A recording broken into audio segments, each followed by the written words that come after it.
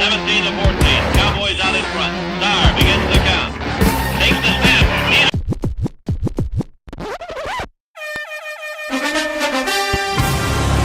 Middle risk. Pass is picked off. Vermont Williams, and he may go. They tried to bite off more yardage, and they just got burned. On 3rd down and 5, pressure. Pass is picked off, and who is it? Big B.J. Raji for the touchdown. Pump fake. Wallace picked off. Nick Collins. Nick Collins on the return inside the 10. Leaps for the touchdown. Takes the snap. He's got the quarterback. The Green Bay Packers are going to be world champions.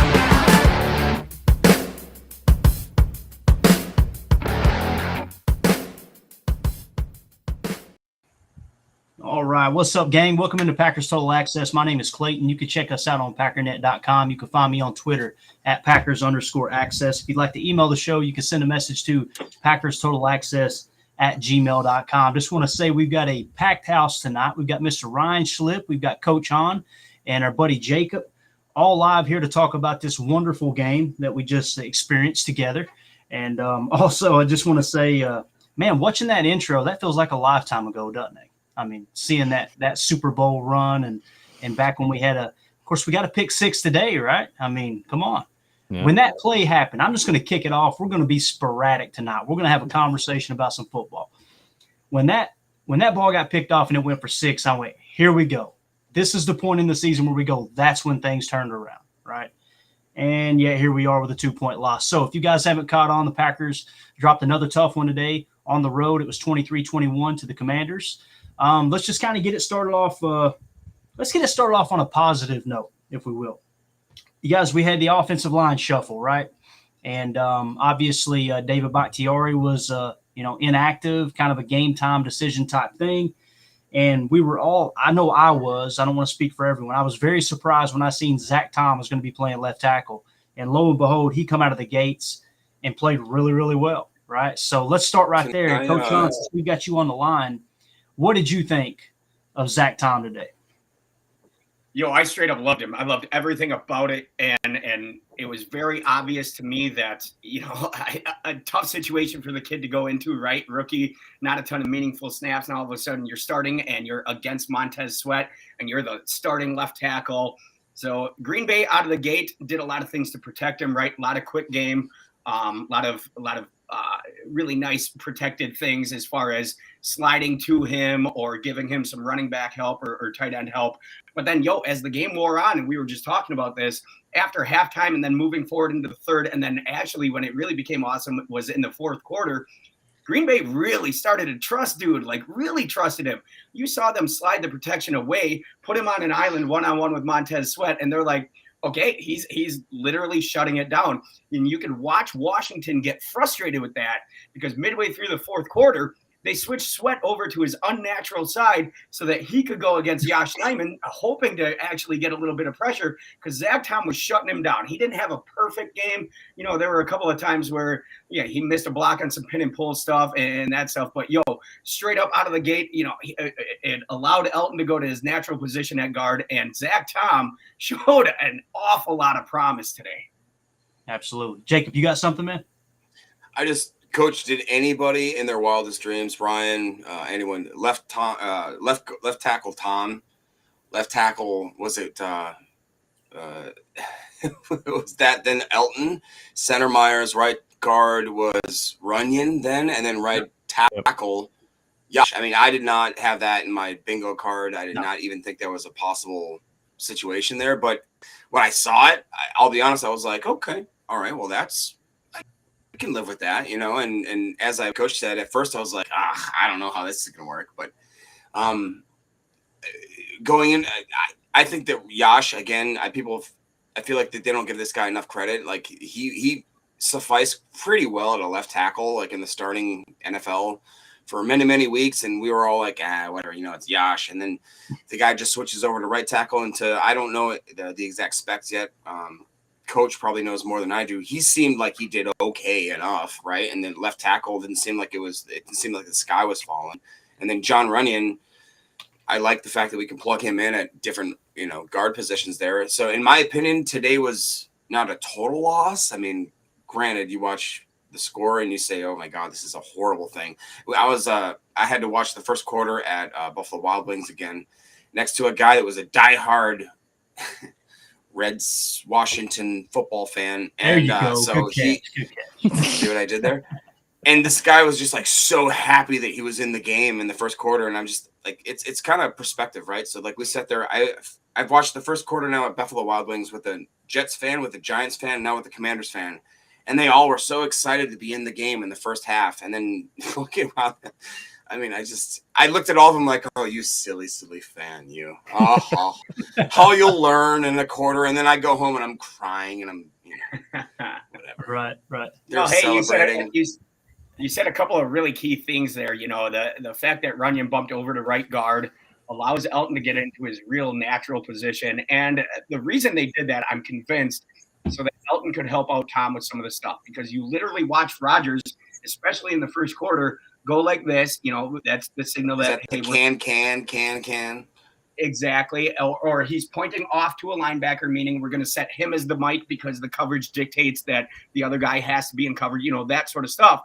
So you can see Elton kind of start to help out Tom there. So it was really intentional that they put Elton at left guard. That means Runyon is now playing out of standard position. Now you got Yash over at right tackle. And I know there's some fans coming at Yash and, whatever, rightfully so, for those two holding calls. But you got to understand, when you're playing line, you are absolutely blind to the ball. And those two holding calls are things that you have to live with as an O-line coach, because they're blind to the ball. So if that quarterback leaves the pocket, the defender can see it, they can shock and shed, they can redirect, and now you're playing reactive as opposed to proactive, and you're going to get some of those holds. So that's fine. Like, overall, that offensive line played unbelievably well, and it is absolutely criminal that they only ran the ball 12 times. I digress. I know this. So we got Zach Miller in the chat. He said, shut this down right now. I've got a quiz tonight and I need to study.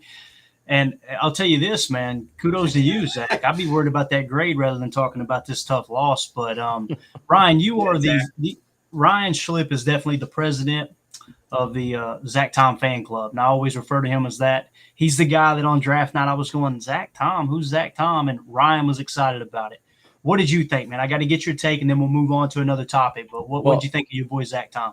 I'm just excited to go watch him, because I every time before a game, it's like I'm gonna watch this or that or whatever. On defense, I'm gonna watch Quay and see how he's doing. On offense, I want to see Zach Tom. But once the games go, I can't, man. I'm watching the ball. I'm a fan. I can't help it. I'm not Coach Hahn. He's a coach at heart. I'm just a fan. But I am excited to go back and watch it, because I mean, not just him, the entire offensive line. I was saying I almost finished the podcast here, and I wanted to go back and look at it, and I was talking about how it seemed like, I don't know, but it seemed like Zach Tom had a good day, and the offensive line did. And I'm like, I don't think Montez Sweat had a sack all day. And I went back and looked. Nobody had a sack all day. So, the offensive line did and who would have thought that? I mean, I put it out on Twitter before the game that I thought this was going to be a disaster, because, number one, how many guys are in different positions? Josh Myers is the only guy that's staying in the same spot. Yeah. And then you got two guys coming out that haven't played, that are playing the two most important positions. And the other guys all switched around. It's like this can't go well. I mean, it's not even meant to be a knock on the offensive linemen. This is set up to fail. This is a disaster. And for them to come out and do that, like Jacob was saying, it's a disaster. But there were some positives, and that was one of the biggest ones. Unfortunately, my other prediction that was wrong was that if we could fix the offensive line, the offense will massively improve. And I was way off on that one, because it did not improve. I guess I can't blame the offensive line for everything anymore, as far as, Aaron Rodgers will be much more accurate if he has a clean pocket. That was not the case. And we'll run the ball more, like Coach Hahn was saying. If we can block better and we trust it more, we'll run. Nope, we're not doing that either. So I don't know. It's still a positive, but it's unfortunate that really didn't have the impact it should have on the offensive performance.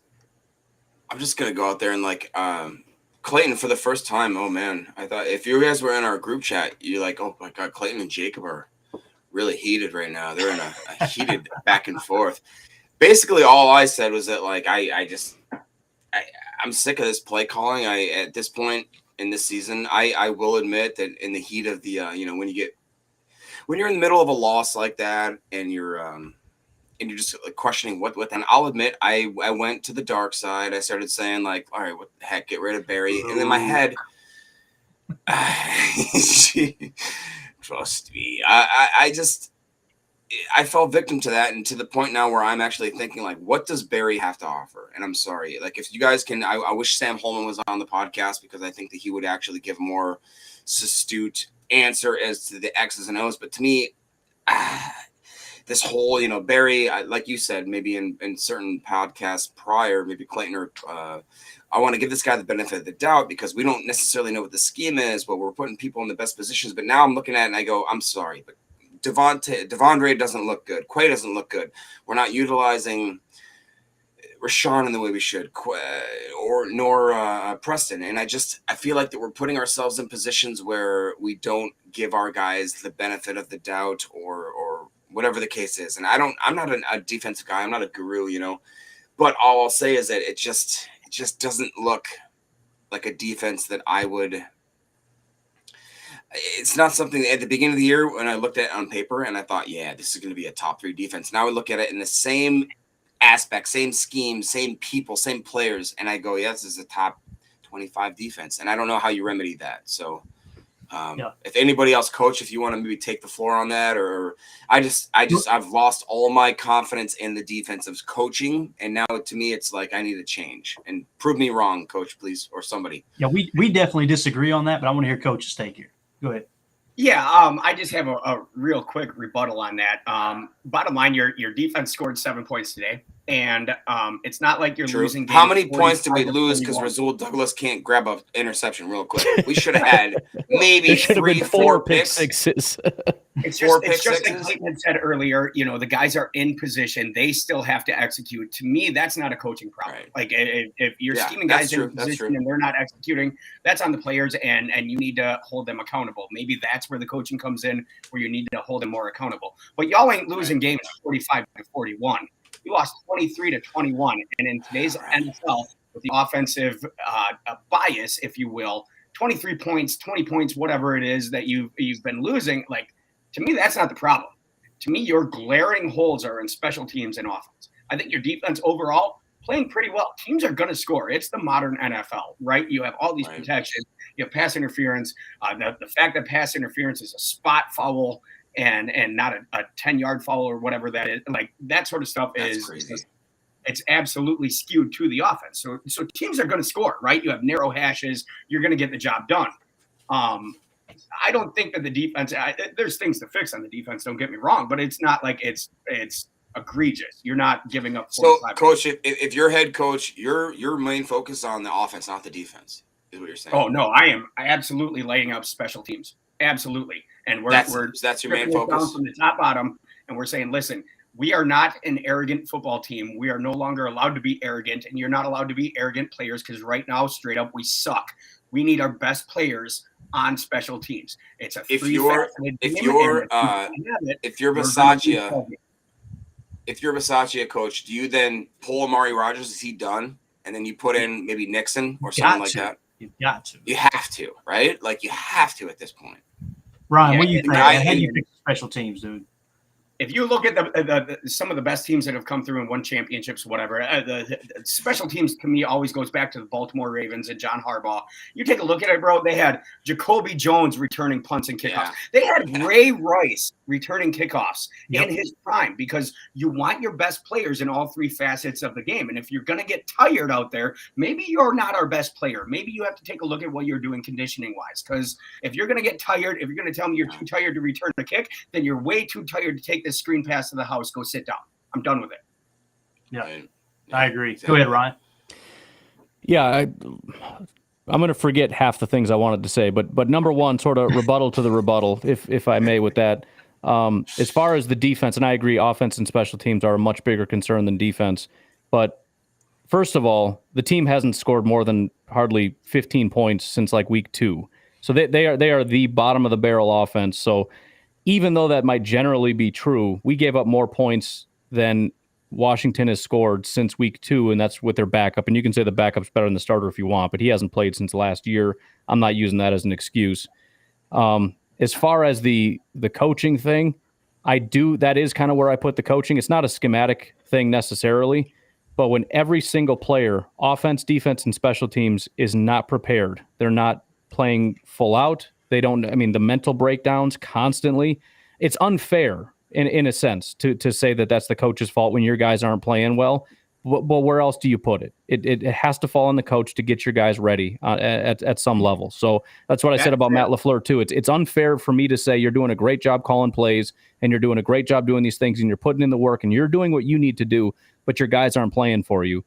I'm sorry, but that is part of your job. So for me, that is the coaching issue there. But yeah, I agree on special teams. I've always kind of understood the idea of, well, you don't want to get your guys hurt or whatever. But first of all, how often do you see guys get hurt on I mean, guys get hurt all the time on defense and offense. I don't see kick returners going out, getting carted off every other play. That doesn't happen.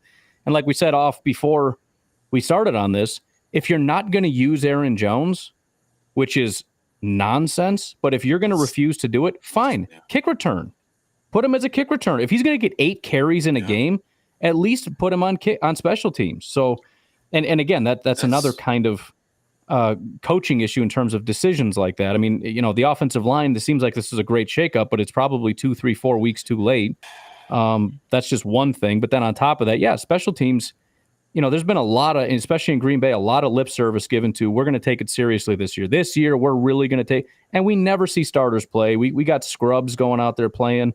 This year, we pay the special teams guy, but we still, I mean, don't get me wrong. I think Rudy Ford's doing a good job. I think Keyshawn, I think the guys that we brought in are playing some good football. But, like you said, I mean, what good does that do when, and I try to even give special teams credit. Like, 8, 9, 10 guys are doing a great job. But what about that one guy that caused a block punt for a touchdown? That's all it takes is one guy. What about, it doesn't matter if you got 10 guys doing a great job blocking if the one guy behind him drops the ball and the defense and the other team recovers it. So, it's you like you said, they got to be all in, and you've got to be a championship team that says we're laying it all on the line to go win. Because right now they're trying to be too smart and too analytical. It sounds like of making sure we're doing the right. Just put your best guys out there, put them at the forefront, and let them go play football. We're hiding our best players, and I don't understand that.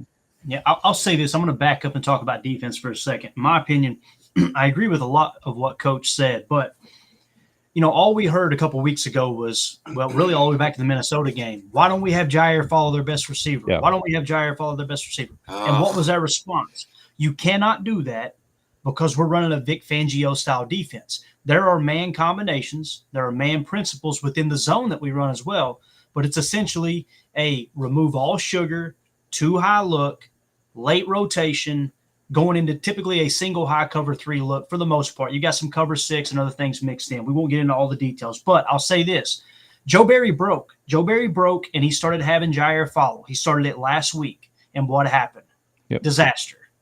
He did it today. What happened? Disaster. And this is the problem I have with it's funny when I hear somebody explain what you just did, Ryan, I find myself going, he's right, man. That is on the coaches. But then I back up and I go, okay, what's the coach's job? Put your best players in a position to do what they do best. So this is okay. This is where we had an argument playing man coverage on McLaurin, and here are McLaurin's stats: targeted 8 times, 5 catches, 73 yards, and a touchdown. He bullied Jair all day long. Now you see the 8-5, you think, well, maybe he didn't have a bad game. Not one time did Jair get his hand on the ball. Not once. Now, this is where I've got to back up, and in my opinion is this roster isn't as loaded as we think it is. It's, for every time that we say this is elite talent, this is a loaded roster, and the coaches aren't, having them perform. Shots fired. Okay, so if you go back to last year, they were elite all of a sudden. This year, or I'm sorry, if you go back to last year, it was the coaching staff was great, right? Because the players were making plays. Then you come to this year, the players don't make plays, the coaching staff's garbage. The answer, in my opinion, it's a very boring answer, and it definitely doesn't carry much weight on Twitter, out in those Twitter streets, as they say. But the answer is everybody's to blame. It's the coaches, it's the players, It's all the way around. And for the first time in the Matt LaFleur tenure, the one thing I will say is it seems like there's a culture problem. It really does. When Jair Alexander is in the offseason getting pissy because he didn't get voted team captain by his teammates, it's one thing if a coaching staff says you're not a captain. I understand you take that personal. When the collective group says, here's who our captains are, and you get mad about that, what you're saying is my feelings, my opinion is more important than the team. That's a culture problem. And then you come out and you say, I really wish they'd let me follow him. If they'd let me follow the player, right? He had kind of that attitude. And look at Coach Hahn over here gassing me up. He's going to cause a problem here in a second. He wanted it. We gave it to him, and McLaurin handed him his lunch, right? So that's it. I digress. But so obviously the man coverage hasn't worked the last 2 weeks. I know they didn't run it the entire time. However, you do get the pick six. I can't wait to go watch the tape because I want to see if Devondre was in man coverage or if he was playing very aggressive underneath. He was. He was, yeah. So Their empty check this week was it was very obviously man one. They're going to play cover one, and your inside backer was going to be straight up man on the empty receiver, that third receiver to the trip side. And as soon as they shuffled that running back out, you saw it, and then they got out of it. And as soon as Devondre, for whatever reason, they got out of that man check. Because in empty on Washington's first touchdown to Gibson, I believe it was, on that Texas route, that little skinny angle, they got out of that check, and I didn't understand that. It's like they didn't trust Quay Walker to play man to that side or whatever, so they spot dropped him, and it was just an easy throw over the top from Heineke, and I didn't understand that. Yeah, and another play too. Now that you mentioned that, not the Texas route, but another time we mentioned this offline. You had pre-snap motion, and you seen the man coverage DB. In order to avoid all the pre-snap traffic, he had to go literally 10 yards away from the line of scrimmage. Ball was snapped, dumped out into the flat, the running back, big gain. I mean, there's positives, there's pros and cons that come with playing man coverage the way they did. And again, like we said, I'm glad you pointed that out because that's the positive. You got to pick six out of it by playing man coverage. The negative, you expect Jair Alexander to be able to cover Terry McLaurin. You just do. He's the highest paid corner in the game, and he failed. That's, so enough blame to go around, that's for sure.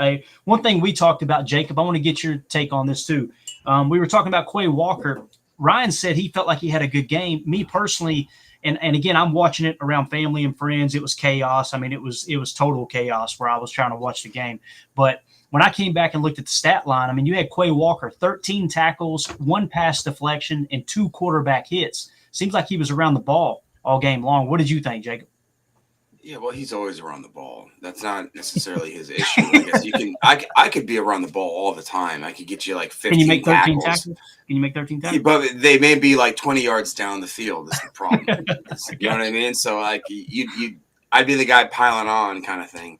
And y'all know that he finished, I believe, total tackles. Quay finished number 1. He had 2 quarterback hits. That being said, as much as I'm a big Quay Walker fan, I want to buy his jersey. I'm still going to buy his jersey, number 7 linebacker. That's me all day. That being said, I give the guy all the credit in the world. He just looks lost out there. He looks just like he's not playing the same game as he did in college. And I don't know if it's necessarily that we're putting him out there on an island and we're expecting him to do too much. Maybe if we're basically expecting him to be Quay Walker, not Quay Walker. I'm sorry. We're expecting him to be Devondre, and even Devondre is not really being Devondre, so we can't expect Quay to do that necessarily. But I do see flashes, and I want to see us blitz him more. I don't understand why we do not do that. Like I believe like 2 weeks ago, I saw a stat that I think it was Joe Barry's defense had the least amount of 4 rushers ever, or it was like the most amount of 4 rushers. Period. Least amount of 5 rushers, least amount of 6 rushers, least amount of cornerbacks blitz, least amount of free safeties blitz. Send them. Let's just see what happens. We've seen what happens when we don't. It's very very not great. We have all the talent in the world. We're not utilizing it, I feel like, right now. It's like, we got guys like Rasul. I see Rasul's kind of making plays. He's flashing, but he's just never making the play. Like, I want to see guys starting just become playmakers, become that. What is this star position? Supposedly we're supposed to have this star position where guys are supposed to be able to flash around. They're supposed to make plays. They're supposed to be like just, the Buda Baker or the freaking Tyrann Mathieu of the. We don't have that. Where are these guys? Where's the star player? Why aren't they shining? I don't get that. Yeah, where's Coach, Darren I see you Sharp? nodding. Oh, wait. Take Where's it the easy. channel, Take it easy. sir? But he. Go ahead, Coach. What were you going to say? Yeah, and that's an awesome point, Jacob. It really, really is, and it just kind of shows the intelligence that you guys have as fans, which is awesome. Because you're absolutely right, I think, and it's going to be a schematic thing, right? But how many times did Washington get into empty today? We saw them go empty with a 4-man rush, which means you have your star player free because they're going to play cover 1 behind it, right? So you got 6 dudes playing coverage, you got 4 dudes rushing, and then what are you doing with that star player? Well, they decided to spy with the star player, which is really, really tough. It's a great idea if you're going against somebody who loves to attack the middle, right? Heineke is literally hitting the flats or checkdowns or whatever, you know what I mean? So it's like you've got this extra dude. The offensive line can only block 5 because you're an empty, and you're sending 4, which is allowing them to combo your literal best pass rusher. So sometimes they're just diving a guard inside with the center on Kenny Clark, or sometimes they're just pushing that out and moving the pocket a little bit to your defensive end, be it Preston or Rashawn or whoever. So, yeah, those guys are disadvantaged because you're hanging this dude out in the middle of the field with no real responsibility and nothing to do. So it's almost like you're wasting a player. But real quick, I want to touch on what Zach Miller had said in the chat. He kind of talked about Jair and moving around with your number 1 receiver last week against the Jets. And you're absolutely right that they did that against the Jets last week and pretty much shut him down. The tough thing with that is you can really easily, as an offense, take him out of the run fit, right? So if you don't have one of your best tacklers and one of your best secondary edge setters in the run fit anymore, because he's literally just running with a go route when you're running buck sweep or toss or whatever, it takes him out of the run fit. And that's why it's so important to maybe at times go ahead and put him with number 1. But as Clayton was saying, play a little zone so that you can get that secondary edge fit, because it's pretty easy to crack an outside backer if the outside backer is a nickel. Yeah. Good point, man. Good point. Yeah. Obviously, here in the chat, Elevated Sean said, once again, I blame the loss on the offense. The D can only do so much. They held them to 23, which 3 were gifted by the fumble punt. Now, I know we touched on it briefly there with Amari Rodgers. You've got to make the move. This experiment is over. And the fact that they stayed with him this game, man, you know me, this is hunky go Dory Clayton. That's going like to give the guy a cutting his chance, own man. kid Let him off the redeem boat. himself. That's Clayton cutting his kid off the boat and being like, learn to Bro, swim. I'm telling you, Just- dude, just have him carry some bags or something. What's crazy is Ryan, he gets in the game and he looked like our best receiver. Well, the funny thing is, I was mentioning that on the podcast a little bit, and it's like, he's once he catches the ball, he's got some burst, he's got some wiggle, and it's like, I don't know why he can't do that after he catches a punt, but for whatever reason, when he catches a punt, he's out there just like jogging and he's not doing it. Fine. I mean, the decision is easy. Let's get him off the punts, and I'm excited to see what he can do as a receiver. But I mean, for whatever reason, if that's the way his mind works, great. But the decision should be easy going forward. This may sound like an easy out. One time when I'm not going to try to pretend like I'm an NFL player, but one time at band camp. At band camp, I had a flute, and I literally, they're like, go back and catch your punt, and I just remember being like, you want me to catch what? And I just went back there, and I just remember sitting there watching this punt, and I could catch balls, I could catch things, but just the fact that I knew that there was a ball in the air and there was 11 guys barreling down to me, I just was like, and I just pooped, man. I forgot what my hands were doing. I didn't know how to catch balls anymore. I lost it. And to me, understanding that a guy like that has that same emotion, but add in you have 11 million people watching you at any given time, like, okay, I get that, but then the coaches need to understand that guy is about to poop the bed. We need to not let him sit there.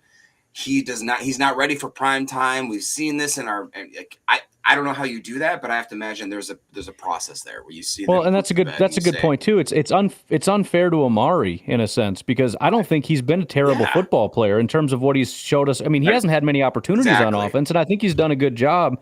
It's unfair that the entire fan base hates him and wants him cut from the team when really he's just being put in a position that he's going to fail. We know he can't do it.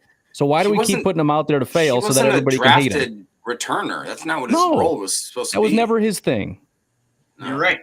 You're exactly right. You know, he got a couple of shots at Clemson with it, but, you know, in Clemson, this dude was your slot guy who's going to run that two-step slant, what we call a slip route, as a comp route, and he's going to make everybody else wrong because he's quick off the ball, right? So, like, that's what he doesn't need to sit back there for 4.5 seconds with some of the hang time that Tress Way was putting on this thing and stand under this. Like, you're absolutely right. He's set up to fail. It's unfair. You have 2.5 seconds to think, like, how am I going to mess this up? How am I going to mess this up? I messed it up. Oh. It's just Hey, here's one bright point, though.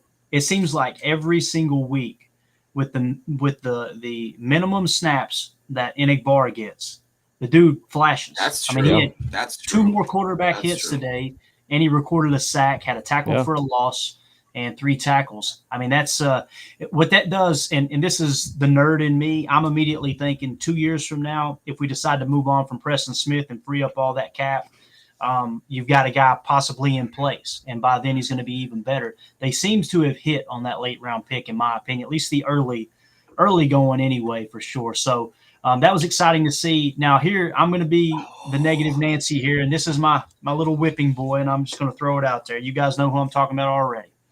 Darnell Savage. Every time I see a big play, Darnell Savage is somewhere in the neighborhood. He just goes there going, oh. Dude, listen, on that touchdown pass, yes, Stokes got burned. Okay, I'm getting used to it, to be honest with you. I'm not surprised anymore. But Stokes got burned, right? But here you have Darnell Savage scraping the back line of the end zone, and it's like he was the only threat to your responsibility. How are you nowhere near him? And by nowhere near him, I mean he always seems to come into the frame. I would stop coming in the frame if I was him. I'd be like, I'm staying out of the camera shot. But I want to know your all's take. Am I being too hard on Darnell Savage or what? Because free safety, in my opinion, is one of the most important positions in every great defense in the history of the game. What do you think, Coach? Am I being too hard on Savage? I don't think so at all. I think he's honestly a step slow. So if you go back to the formation that he was reading and the coverage that he has to read the number 2. So they're coming out of a stack formation where one receiver's on the line, one's directly behind him. You know, and at that point in time, it was Gibson. And I mean, if you're going to play empty the way that they do, and you're going to man one, and then you're just going to play zone behind it, in my opinion, if I remember correctly, it was catch 2 that they were playing behind it. So you literally read the number 2 receiver. If he goes vertical or out, you know, you start to pass that off. But once he breaks the hips of the outside backer, in this case it was Quay. I know he's an inside backer, but coverage responsibility wise, he's the outside backer. Once he passes what we call the hard deck, that's your dude, man. It's easy as pie. We get 16-year-old kids to do it, you know, on a routine basis, and he's just a step slow. Like, it's a well-placed ball by Heineke, don't get me wrong, but it's easily picked, you know, on that skinny little Texas, if you're actually reading that. It's just it's a strange thing to me. I'd have to go back. I don't want to be just completely damning on the guy right now, but watching it live, I was like, oh yeah, he's back. I don't know if he got a bad read from his tackle or what, but it wasn't great. Yeah, I agree. What do you think, Ryan? Yeah, the one thought I had on that one play, I know the announcers had said that was Stokes not carrying him far enough, which is probably true. But at the same time, had he gone a little further out, it still is going to be completed because Savage was so far away on that. So it was a doomed play unless Stokes just ran with him, which is not his job.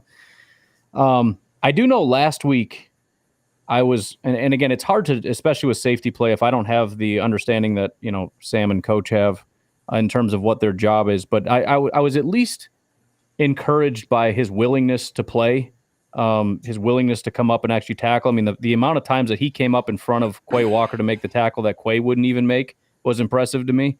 So I like that amount, but it does make sense what you're saying as far as being a step slow, because it always seems like he's not quite there. And I have a hard time blaming him, because it's like, well, I don't know what he should have done a little bit better. But yeah, I mean, if he could just make that decision, the right decision, a little bit quicker, he probably does get there a lot more. So I don't know. I haven't watched a ton of Savage. I know he PFF gives him terrible grades, and I know you've been watching him a lot and are not encouraged by him. And I just generally assume he's doing a bad job. But like I said, last week he was not great, but at least he was willing to come up and make a tackle, which so many people are not willing to do. And in this game, yeah, that touchdown wasn't great. Other than that, I don't know. I know the whole defense isn't really doing what they're supposed to be doing, and he seems to be one of them. That's about the best I can surmise from that group. Gotcha. Go ahead, Jake. All I can say is that Bad Luck Paul, our Viking fan resident on our podcast, has given the 6th-year option. So that's all I can say is he wants us to give him the 6th-year option, and all I can just shut up. Here's the way I look at that position, especially, if you want to watch really good red zone play, and you guys are going to roll your eyes like you always do, go watch the Patriots run their red 2. Their red 2 here we go, Clayton on the Patriots. Here we go. Their red 2 is the reason they won so many championships. Their red 2 is the reason that Nick Saban is the king of college football. Now, I say that because when you look at a safety playing free safety, playing that center field, that last line of defense, you either want him to be aggressive or extremely safe. And what Savage, in my opinion, and I've watched a lot of the snaps, he's right in the middle. It's like he's not aggressive at all, and he's not even safe in some cases. It's like you got to get off the. Never mind. I'm about to say something. I was going to say you got to take a leak or get off the pot. Right? We'll keep it PG-13 here. Now I'm going to get to a super chat here in the comments, and Mike knows how to get our attention. He sent $4.99, and he said, "Fellas, it's time to face the facts. The Rodgers era is over. Time to be sellers, and I hope for as many losses as possible. Force 12 to RETIRE." So, let me think here a minute. Let me gather my thoughts. Can I give you a hot take? Yeah, let's hear it. All right, Mike. Number one. You better say we're tanking for Will Levis too. You better say we're tanking for Will Levis. Mike's a good guy. He's been around for a long time. He's always helping us out. Here's what I'll say. I think that we win 100% if Jordan Love is the quarterback against the Giants. I think we maybe win against the Jets, just because we're playing in a system. That's all we're doing. We're not asking him to do anything other than do what the heck we're telling you to do. It's just nothing but just we run 2 times, we pass 1 time, we pass 2 times, we run 1 time. We have a system. We have everything that we're going to do. We're not asking you to throw a bomb down to Lazard. We're not asking you to throw a bomb down to Dobbs. We're not asking you to do anything. We're literally telling you we're going to run these 3 plays in our system. We're going to get a 3rd down. We're going to progress that to a 1st down. I just feel like Jordan Love doesn't have the confidence to stray from whatever the heck Matt LaFleur says this is what we're going to do. And that game plan will get you a 1st down. I'm just saying. I would bet dollars to donuts if I'm Homer Simpson.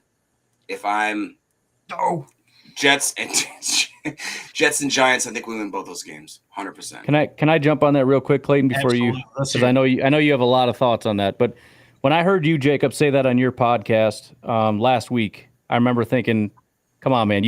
I was with you, and then you took it. Yeah, you took it just a little too far." But let's think about just this game, because again, it's a hot take and it sounds stupid and everything, but just this game.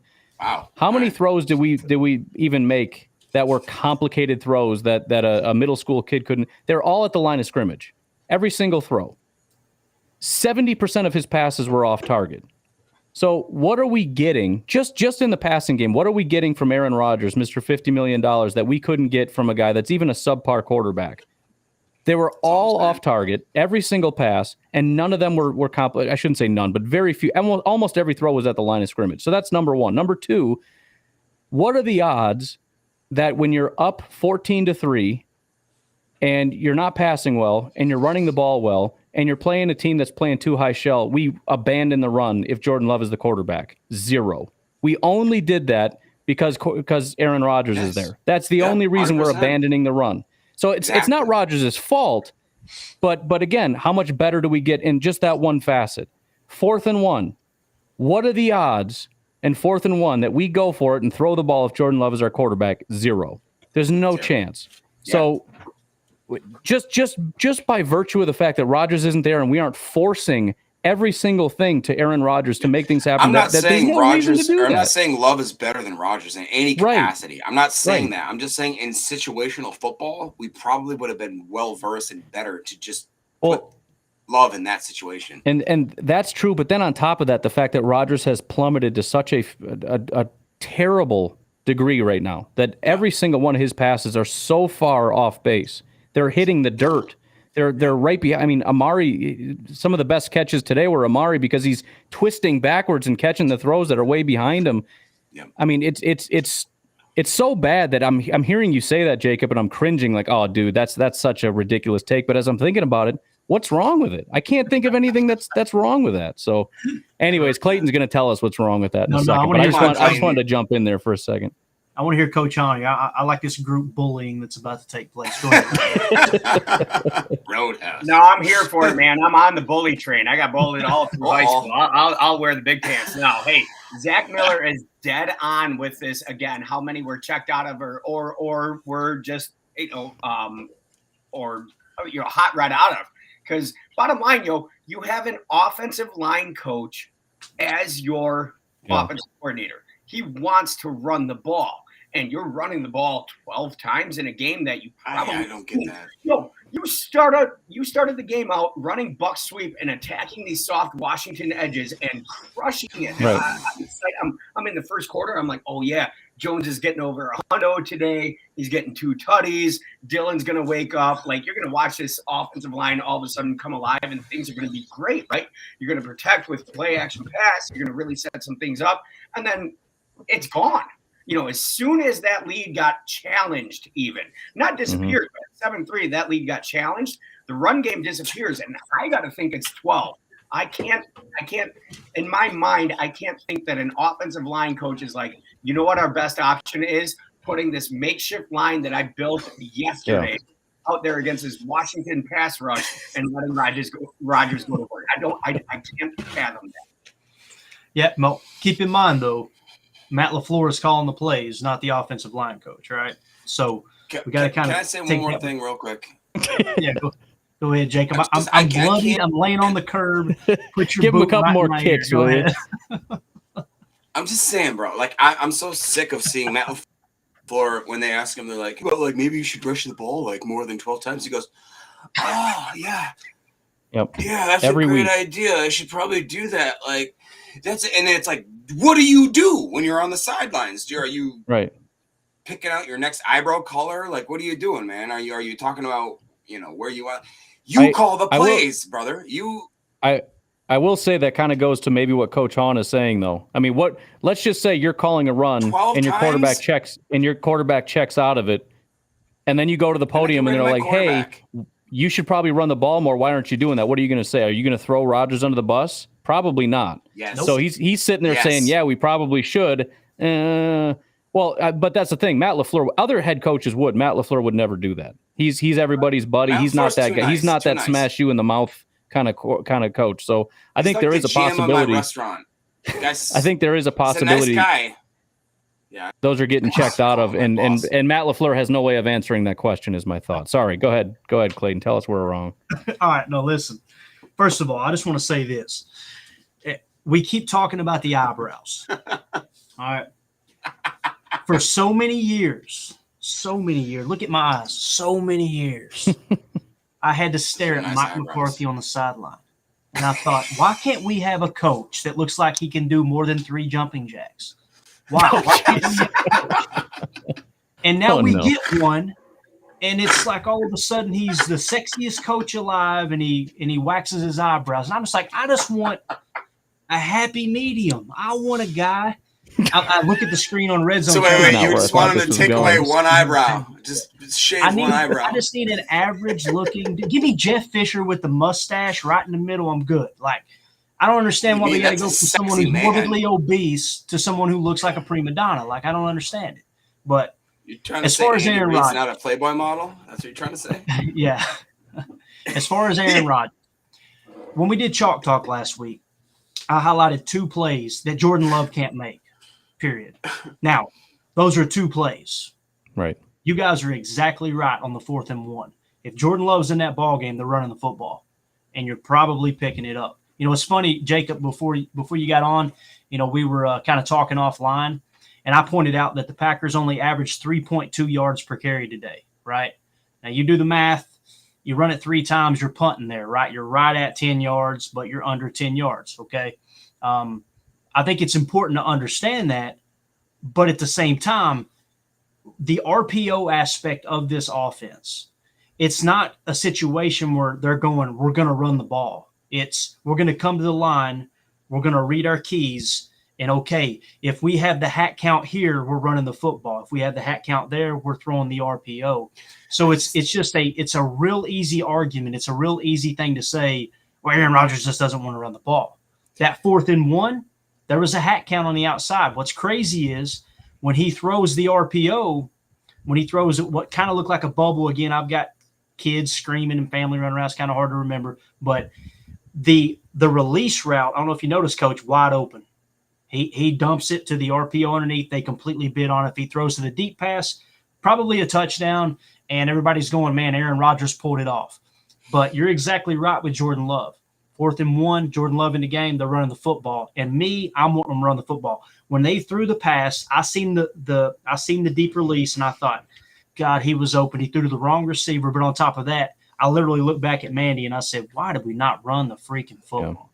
So I can't argue with what you guys are saying. Now, if you're going to sit here and try to tell me that Jordan Love is a better quarterback than Aaron Rodgers, absolutely not. And I know that's not what you guys are saying. You're simply saying the offense will be molded differently if Jordan Love was in. What did he say? That's not what I said. I'm saying situation, So, again, the game, once again, 2 weeks in a row comes down. Wait, can I just – Ryan, what is your background? What is that? What are you doing? I got to change that. That's distracting everybody every time I come on here. It's a movie called American Movie. You got to check it out. It's a very good movie. That's what it's from. Why do they both look like they haven't showered in 2.5 weeks? That's because they probably haven't showered in 2.5 weeks. Okay, it's good enough answer for me. So 2 weeks in a row, we kind of talked about this earlier. Okay. 2 weeks in a row, we lost the game because of special teams, period. It's easy for us to sit here and say it's Aaron Rodgers' fault for not running the football. It's easy for me to sit here and say Jair Alexander got burned all day by McLaurin. But at the end of the day, it's a muff punt that led to a field goal that cost us the game. But next week, it's going to be something else. Like, it's literally – you remember the old Three Stooges, the black and white Three Stooges episodes? Remember when they had the leaky boat? You know, they plug one hole and another one starts leaking? It's literally what it is. And to me, that says we have a void of talent. I don't look at this game and go, the coach has lost this game. Your best DB got burned by their best receiver in a man-on-man situation. Got cooked, period. So that's the way I see it. Maybe I'm too simple. I like to believe – you're going to roll your eyes. I like to believe Bill Belichick when he says players win them and coaches lose them. But you're right. The right players on the field. I feel like it's counter. But we lost. Yeah, that's what I was gonna say. You just contradicted yourself. Funny how it works, right? That's what happened. I really do. I think that, I do think he's got a point though with special teams, and I will disagree with you, Clayton. I don't think you have a void of talent. I think you're misusing your talent. You know what I mean? Like, yes. Bottom line, and we talked about this already, but Amari Rodgers is not the dude back there. You have very, very talented dudes. You probably have the best, if not the best, top 3 running back in the NFL who you're not giving the ball to. Let the dude go back there and get some opportunities. For whatever reason, we're just so stuck in this special teams is a stepbrother type of situation that we don't pay attention to it. Like, you have plenty of talent, dog. You're just not using it. What's funny is everything that we've talked about, every topic, at some point, Jacobs went like this. we're all coming to the realization that it's not the coaches, it's not the players, it's everything. That's the problem. I mean, it really is. When you were saying that, I was even thinking, let's say that muff punt didn't happen. Do we feel good about this game? I don't know if first of all, we probably still don't win the game, but we don't feel good about What did the offense do the entire game? Nothing. They had one drive the entire game. They did zero outside of that. The only reason, 2 weeks in a row, the only reason they were able to sustain drives is penalties. That happened last week too. The only time they sustained a drive down the field, they had about 3 penalties that pushed them down there, and then they had the back shoulder to Lazard. They can't move down the field without penalties. They can't get first downs. They can't pass beyond the line of scrimmage. I mean, it is really, really bad, you know. And like you said, if it's not one thing, it's the next. When we came out of this game, right out of the gate, and we score a touchdown, and the defense looks good, and the special teams collapses, it's like, well, here we go. Now we got this, isn't it? But you're right. It's always something, but it's also everything. It's literally everything is bad. That's going to be the title of this tweet. It's always something, but it's everything. And you want to know what's worse is that I'm sure just because of the world, we're going to beat the Bills. We'll probably beat the Bills. So everybody's like, okay, yeah, this is a Super Bowl contender team, blah, blah, blah. Why can't they put together all 4 aspects? We'll beat them because it's a fluke or something like that. You know, it's just going to be one of those games where we just put it together. And then everybody holds us up like that's. I feel like that's what's been almost our curse, is that people think and we think at the same time for the last 20 years, we're a given. We're a playoff team. We just basically coast. We walk into any game and we go, yeah, we're going to win this. And then we go on to the NFC North Championship, and then we're going to just go on to lose in the NFC Championship playoff game. Like, that's just what we do, you know? And it's like, I think we're coasting way too much right now, even for Aaron Rodgers' sake, which, gosh, if you can coast where Aaron Rodgers is like, you're coasting too much, maybe you need to step off the ayahuasca and maybe just get in the back in the weight room a little bit and just start pumping some real iron. Apparently that dude's still squatting a lot, according to what he was saying on Pat McAfee's show. Okay, cool. But squatting in his reality or our reality? Like, he's doing like a 5-pound bar. He's like, I am so strong. I didn't say he was awake when he did it. I'm just saying he said he squatted a lot. Personal record. I just imagine he thinks he's squatting, 600 pounds, and then he comes down off the ayahuasca. Got some guy throwing on donuts. Yeah. Right. All right. So we're coming down the stretch here. As we wrap up, I want to point this out. I've watched football now since 1994. That's when I really fell in love with football. 1994. What happened before that? A long time. Well, before that, Roadhouse. All right. So, but I want to say this, that, it's probably around 2000 I really started paying attention to the X's and O's of football. This happens every 5 or 10 years, really every 5 years. You have this rollover of things that are popular, whether it's offense, defense, whatever scheme it is. I'm looking at all the teams that run this Matt LaFleur offense, with the exception of Minnesota, which in my opinion is a little more of a hybrid. It seems like the NFL has caught up with this style of offense. What do you think, Coach? Dude, you're dead on. Football is so cyclical, and you just see it all the time, right? So you got a West Coast offense, and then you have the counter to the West Coast offense is going to be your heavy blitzing 4-4-3 or your 3-3 stack, right? So that now all of a sudden we're into this more of a zone read type of offense, this LaFleur, where, you're going to settle the noose and you're going to come up, and then all of a sudden the defenses get really, really smart. You start seeing a 3-4 mint where they start messing with things with their alignment.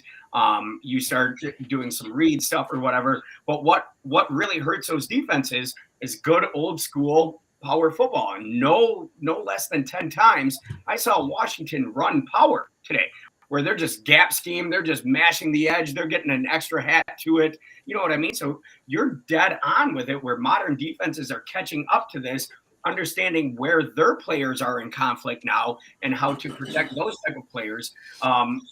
You got to evolve or you're going to be forgotten. And it doesn't matter how good your O-line is or your running back, receiver, quarterback. It doesn't matter how good you are. If schematically there's a dude there ready for it. So you're dead on. Football is so cyclical. And now pretty soon we're going to get back to 30 personnel sets and NFL teams running wing T, which would be awesome. But that would be awesome. Which you've kind of seen a little bit of it with Baltimore. And it's funny, I just watched Kansas City score another touchdown. They looks like they're starting the boat race, the 49ers.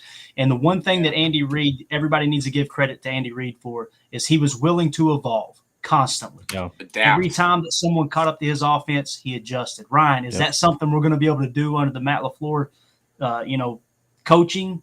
I'm not having a lot of confidence considering we can't do the basic stuff right in front of us. I mean, we're talking about broad sweeping changes to everything he knows about football.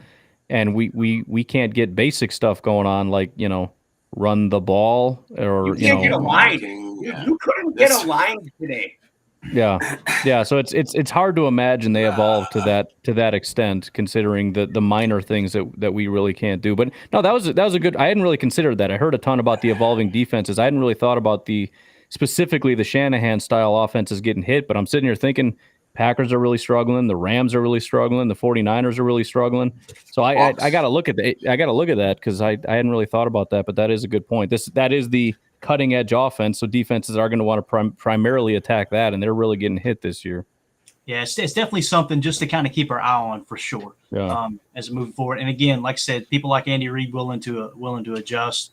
I mean, those are the coaches that are going to stay in the league the longest, and he has put together a Hall of Fame resume, and I wouldn't have said that 10 years ago.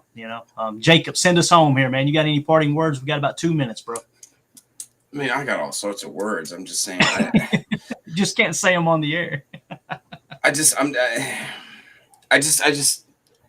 a lot of things, like I said, like I'm not one of the guys that's going to say like fire this guy, fire that guy, but I do seem to like Ryan said, we are looking at certain situational things where we're trending towards, we let this happen or that happen, and I don't see us pulling the fire alarm and being like, okay, this needs to change.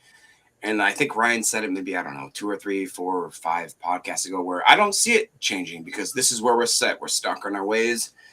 And even this last week, we supposedly made some changes, but I didn't see any changes. All I saw is that we put our players in other positions where they got burned all the time. And I wasn't a big Joe Barry fan. I'm not a big Joe Barry fan now, and I'm not necessarily one that wants to his job. I don't want his head on a spit or on a spate. I just want him to make adjustments, and I want him to put people in the best positions possible, and I just don't think he's doing it. So Jerry Gray, there I go. I'll be controversial. Jerry Gray, I think he could do better. There we go. Okay, well, now it's funny because when I started looking at, and now I got mad at Clayton for the first time in our chat. I said, "You're crazy, Clayton. I don't like you anymore. I'm not going to go on the podcast no more. I hate you, sir." That's how we work here at Packernet Podcast. We hold grudges. Such a bully, man. Such a bully. All so, right. I thought about Jerry Gray too, and we're about to wrap up. I thought, who could you promote? Seriously, with though, I really do consider him being a coach. But let me ask you this: what is the most talented aspect to our defense? A lot of people would say it was the DB room. I'd say edge. Right? You'd say edge. Okay. I feel like in the preseason or off season, everybody was going, "Oh, this DB crew is going to be awesome." Jair healthy with what Stokes and Rasul done with the picks. Right. Who's coaching them? Jerry Gray. Jerry Gray's a DB coach. No. I'm sorry. If Jair is the superstar they say he is, boy, he didn't look like he could play man coverage today. But it's just one game. It is. And again, we lose by 2 points. It's, I'm getting tired of saying, come on, guys. It's only 2 points. Come on, guys. It's 3 points. Like, come on. Sooner or later, that's the thing. That's the thing, man. Oh, I want to congratulate everyone. You have broken me. I was going to say, we're doing that through the easy part of our schedule, too. Wait until we play good teams. That's what's crazy. That's the tough part because, the Tampa win doesn't look like a good win now, right? So now as we move forward, it's going to be interesting. I know this. Next week, there's not a person on the face of the earth expecting us to beat Buffalo next week. So if I was this coach, I'm telling them, you come out next week and you hit them in the freaking mouth. You come out and you play as aggressive as you've ever played. We might get beat by 50, but they're going to know they were in a dogfight. That's what I'm telling them. So, all gas, no break. Oh, God. What a way to end it. Coach, I want to thank you so much for jumping on here with us, dude. We really appreciate you. Ryan, dude, thank you for your time. I know you're trying to put out 73 podcasts tonight, and I really appreciate you. Jacob, I want to thank you for bullying me all day long. Yeah, buddy. And I can't wait. I'm already doing the shoulder shrugs when we get to Green Bay in December. Me and you're going to be rolling around in front of those white people, those white rich folks up there in the box. Oh, we're going to make them very uncomfortable. It's going to suck. Oh, dude. Couple. Come on, dude. I was raised by a biker. I was raised by a biker, and Jacob fits the mold of every uncle I've ever had in that biker gang. We're going to step up in there with $450 tickets in that box, and those people are going to be going, who in the heck are I'll these be wearing people? cut-off jean shorts. What's up? Yes. You're rolling up in there in the jorts. All right. You guys should take my Fiero up there. Really make a statement. Yes. All right, this thing's off the rails, guys. Tough loss. Commanders 23, Packers 21. I'm not burying this ball. I'm burning it tonight. But I appreciate you guys for hanging out with us. As always, let's go out and be the change we want to see in the world. Other than Jacob, who's a bully, and go Pack Go. Inches to go. Debater. 17-14. Cowboys out in front. Star begins the count. Takes the snap.